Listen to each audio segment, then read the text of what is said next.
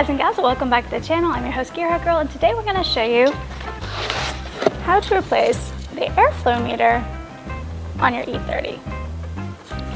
Alright, so you can see here we have an E30 M20B20 airflow meter. So the thing with these is, to my knowledge, you can't really get them new. You can get them refurbed, but it's very expensive and they want you to send off your own. So yeah, it's kind of important to have functional airflow meters, and they're getting harder and harder to find. So we got real lucky with this one, and you can see here you've got the gasket, screws in there. This one, they have a square plug, well, rectangle plug, and a round plug, so be sure to check that when you're looking for it. This one, in our case, has a rectangle plug, and it's going to be the airflow meter. The important bit is in this part up here, and that's all sealed in, and we'll show you a little bit more about that later, what it looks like under there. And then you've got the flap on this side. You want to make sure that that's all nice and clean, and yep, and your little sensor right in there. But it's pretty simple to replace once you have the unit, so we'll go ahead and get started. All right, so here we have our spec E30 M20B20 motor for the E30 series, which is why we are still running these airflow meters, because if you're not in a series, I would recommend looking into alternative options altogether. But anyway, so here is our airflow meter. You can see we've got the rectangular plug right there, and I'll try to zoom in on that number for you guys. There's several numbers you need to look for, but here's the one on this one for the top of it. And so we've already cut this, so what you can do is just run a razor blade all around here, and then you can gently lift this off. Again, unless you have access to a dyno and know what you're doing, you don't want to mess in here at all. But we'll go ahead and show you a look at what is inside. So here you go. This is the inside of your airflow meter and what makes it tick. Problems can occur when down here the board, if you see any corrosion or anything like that, you can try to very gently, using the proper solvents, clean that up and see if it helps. On here it is helpful to, you can see the tick marks with paint to mark the factory setting, because once you lose that, you can't get that back. So you can see that this one has already been adjusted quite a bit, and we're still having issues, so we are going to replace the entire unit. So basically it's got a spring in here. You don't want to remove that spring, and it goes across like that, and that is how your airflow meter functions. So we'll go ahead and put this back on the top. So in this particular case, you can see where the bolts come off there and screw into right there.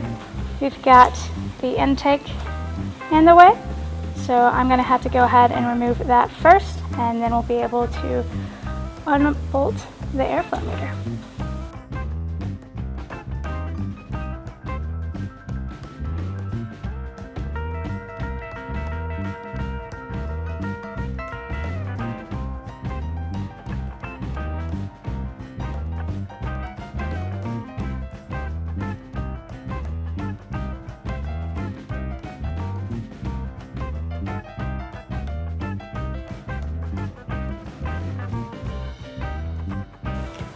So now you can see we have freed it from this side, so we're going to go ahead and undo that hose clamp right there.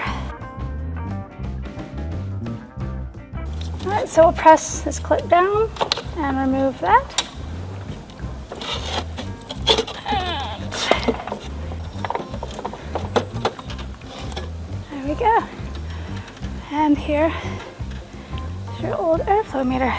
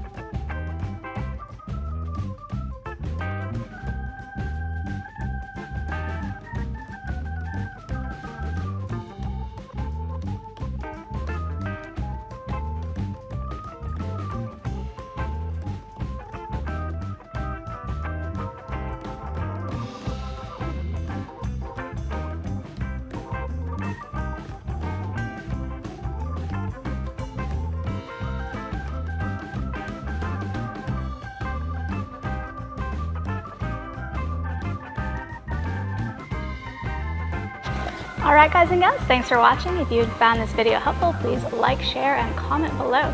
I'll catch you next time. See ya.